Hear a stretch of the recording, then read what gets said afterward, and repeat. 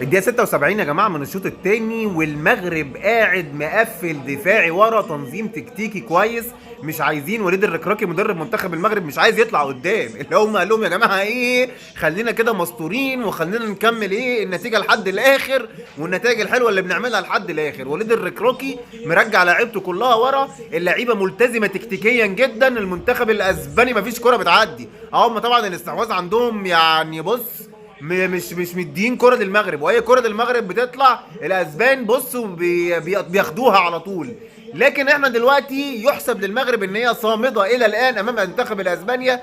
لكن صراحة يعني تحية كبيرة جدا صراحة للمنتخب المغربي، بس هل هم هيقدروا يصمدوا اكتر من كده؟ نشوف ونتابع مع بعض. خط الدفاع المغربي مع بونو، حارس بونو بجد والله، بونو عاملين ملحمه دفاعيه قدام اسبانيا. الاسبان ما بيعدوش بجد، اقسم بالله انا حاسس ان بونو مثلا ايه هيروح لدكتور نفساني بعد الماتش ده من كتر الضغط اللي عليه. يلا لا لا لا لا لا لا لا هجمه وايه الاسبان خلاص الدقيقه كام 80. والله عاش اقسم بالله الدفاع، وعاش بونو.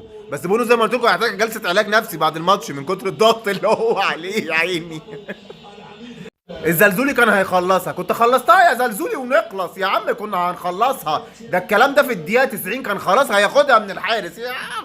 بس يلا والله العظيم رجالة، يعني صامدين امام منتخب اسبانيا واخدين بالكم يا اللي بتتفرجوا عليا، اسبانيا صامدين قدام منتخب اسبانيا، والنتيجة 0-0. وهيلعبوا اشواط اضافية، عندهم 5 دقايق وقت بدل ضايع، خلاص خلصوا اهوت. وهيلعبوا هيلعبوا اشواط اضافيه. عاش يا مغرب وعاش رجاله المغرب، ابطال والله يا ابطال. الدقيقه الخامسه من الوقت بدل الضايع الاسبان كانوا هيخلصوا الجيم، لكن كما هي العاده الراجل براسه لعبها الدفاع المغربي زي ما احنا متعودين من بدايه الماتش. يا جماعه بونو لازم يروح لدكتور نفساني هو والدفاع عشان الضغط اللي عليهم ده يريحوا اعصابهم شويه. نركز الاشواط الاضافيه اللي هي الاول والتاني، ما نغلطش، نقلل الاخطاء، بلاش اخطاء على منطقه ال 18، نحاول نخطف هجمه واحده هتخلص. يا رجاله كملوا للاخر، عاش يا مغرب، عاش. الشوط الاضافي الثاني اخر ربع ساعه في الماتش، والمغرب صامده لحد دلوقتي، رجاله بدنيا واقفه على رجلها، يعني يحسب ليهم ان هم واقفين قدام الماتادور الاسباني يا جماعه. هم ده الفريق يا جماعه، هو ده المنتخب اقسم بالله. يا قلبي زي ما قلت لكم امبارح، احمدوا ربنا ان احنا مش موجودين يا جماعه، احنا مش موجودين، احنا ما بنعرفش نعمل كده، احنا ما نعرفش. رجاله اقسم بالله يا مغرب رجاله، يا رب بس يكمل الشوط الاضافي الثاني ده على خير، يا يخطفوا جول المغرب ونخلص يا بلنتيات، يعني ايه ده احسن 2 سيناريو. 10 رجاله، عاش قوي. يا جديرة ده الشعب المغربي هيعلقك يا عم جديرة، دي تاني كورة يا عم كنت خلص الماتش يا جديرة ونخلص.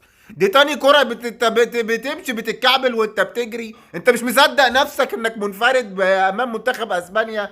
يا جديرة حرام عليك يا جديرة، ما توجعش قلوبنا بقى يا عم. هو ايه اللي حصل دلوقتي ده يا جماعة؟ ده هو ايه اللي حصل ده؟ يحيى لاعب زرزوري زق اللاعب، يحيى زق اللاعب المغربي صاحبه، هو رايح ناحيه الشمال، هو بيزقه ليه؟ يا عم ده بيلعب معاك يا عم، انت بتزقه، انت في بينك وبينه طر، انت بتاخد حقك منه، انت بتزقه وهو بيلعب، ده راحت هجمه عكسيه عليك يا عم الزرزور. ايه يا عم الزرزوري يا عم صفي حساباتك بعد الماتش مع يحيى يا عم الزرزور، في ناس قاعده تتفرج وبتتابع، ما تضحكش الناس علينا. يا ساتر يا رب، يا ساتر يا رب، يا ساتر. بص يا عم هجمه المنتخب ايه يا عم الزرزور، وركنيه ليهم كمان. ما تزوقش حبيبي، انا ما اتفرجش الناس علينا يا عم، ما تشمتش فينا الناس يا عم. القائم يتعاطف مع بونو من كتر الضغط اللي عليه، القائم نفسه تعاطف. بص في اخر دقيقه من الوقت بدل الضيع في الشوط الاضافي الثاني، بس هي كانت اوف سايد يا حبيبي، كانت اوف سايد بس برضه القائم طلعها. يعني يا نهار ابيض، القائم قال حرام المغرب ما تفوز الماتش ده، والله العظيم حرام يا جدعان، يا نهار ابيض. بس هي شكلها اوف سايد بقى علينا بقى، معانا خبطت في القائم. يلا خلاص كده الماتش خلص اهو، بلانتيات بقى بلانتيات، يلا بينا. عاش يا مغرب. المعلق المغربي ضرب الواد الاسباني عين عربية، بيقول لك احسن واحد بيشوط ضربات ترجيح. راحت جايه في القايم للمره الثانيه، القايم يتعاطف مع بونو. والله يا بونو انت اللي صعبان عليا في الماتش ده. عاش اقسم يا رب ما يشوفوا ويلعبوا كل الكور ضايعه. المعلق ده عينه وحشه يا جماعه، خليه يكمل خليه يكمل، اهم حاجه بس نفوز. المغرب جاب واحده، اسبانيا ضيعت واحده. يلا بينا، قربت ولا ايه؟ قربت ولا ايه؟ زياش جاب التاني يا جماعه في ضربه الجزاء الثانيه، وانريكي بيعض على شفايفه. انريكي مدرب منتخب اسبانيا بياكل في صوابعه وشفايفه، شكله مش مصدق. بقول المغرب هتطلع اسبانيا ولا ايه؟ ايه يا عم انريكي؟ عادي يا عم انريكي، عادي يا حبيب قلبي، هي رايحه جايه اصلا، ما هي رايحه جايه. بونو صد الثانيه، بونو صد ضربة الجزاء الثانية. المغرب هتعملها يا جماعة وتتأهل، هتتأهل لدور الثمانية. الركراكي كام داون، كام داون يا جماعة، بالراحة بالراحة. انريكي خلص، انريكي نام، مدرب اسبانيا نام يا جماعة. بونو صد الثانية، يلا بينا. قربت قربت.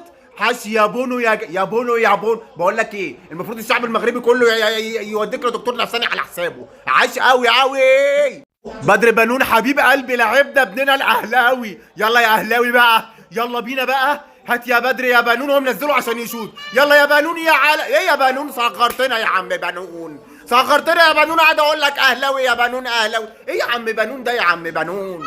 ليه كده يا بنون؟ ليه يا بدر ليه؟ معلش معلش معلش يا بدر. عاش بندعمك يا بدر، وصبرت هم ضيعوا اتنين وانت واحده. عاش يا بدر عاش. ليه يا عم بدر بقى؟ يا بونو يا عالمي، يا بونو يا عالمي صد من بوسكاس. يا بونو يا عالمي، يا بونو يا عالمي صد من بوسكاس، صدها من اسبانيا ما جابتش ولا ضربة جزاء، ولا ضربة جزاء يا جدعان. يا بونو يا عالمي صلح غلطة بدر بنون. عملوها الرجالة، عملوها الأسود، عملوها المغرب رجالة، أقسم بالله رجالة أسود والله يا جدعان الناس مش مصدقة نفسها. المغرب في دور الثمانية في كأس العالم. عاش اقسم والله العظيم العرب كلهم فرحانين، الدنيا كلها فرحانه بيكم يا مغرب. اسمعوا صوت الشوارع تحت يا جماعه، الشوارع انا قاعد في البيت سامع صوت الدوشه. واي عاش يا رجاله المغرب، والله العظيم عاش عاش المغرب في دور الثمانية لكأس العالم. أول منتخب عربي في كأس العالم 2022 يصل لدور الثمانية. عاش يا رجالة، عاش شعب المغرب، عاش ناس المغرب. والله ما أنا مصدق نفسي من الفرحة، أنا البيت كله دوشة من كتر الفرحة. عاش قوي قوي. عاش يا مغرب عاش. عايز اوجه رساله لبونو، اقسم بالله العظيم يا بونو انت بص، اقسم بالله المفروض يتعمل لك تمثال في المغرب. ايه يا راجل ده انت مش ما كنتش مركز؟ ده انت ما شاء الله تبارك الله اكبر، انت كنت بتلعب بكل حواستك في الماتش ده. انت رموشك كانت بتلعب معاك يا راجل يا جدع. انت ايه ده؟ انت بص يا جماعه، بعد ربنا ثم بونو سبب رئيسي لتاهل المغرب لدور الثمانيه. عاش احمد المغربي، وحييك يا عم بونو، وتحيه مني ليكي يا عم بونو، يا عالمي يا عالمي يا عالمي. ولعيبه المغرب بتحتفل مع الركراكي. والله راجل يا ركراكي، والله راجل يا ركراكي، اقسم بالله مدرب منتخب المغرب. عاش عاش عاش، هم دول الرجاله.